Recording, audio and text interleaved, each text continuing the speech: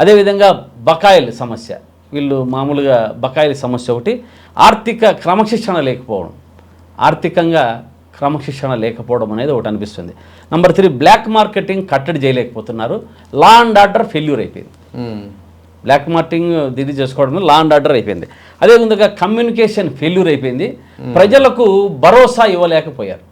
Okay, ప్రజలలో ఇది పలానా రోజు 26, 22వ తారీఖు నుంచి 4-5 రోజుల నుంచి వస్తుంటే మనం ఉన్నాము, మేము ఉన్నాము, ఇక్కడ ఏమీ లేదు, రాష్ట్రంలో కొరత. ఇప్పుడు మన మంత్రి గారు బయటకు వచ్చి నాదెండ్ల మనోహర్ గారు చాలా ఉంది, ఎక్కడ మనకేమి ఇబ్బంది లేదు అంటున్నారు. ఇబ్బంది లేదన్నప్పుడు నో స్టాక్ బోర్డు ఎందుకు పెట్టాల్సి వచ్చింది?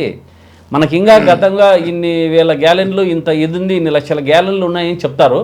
దానికి నో స్టాక్ బోర్డు ఎందుకు పెట్టాల్సి వచ్చింది?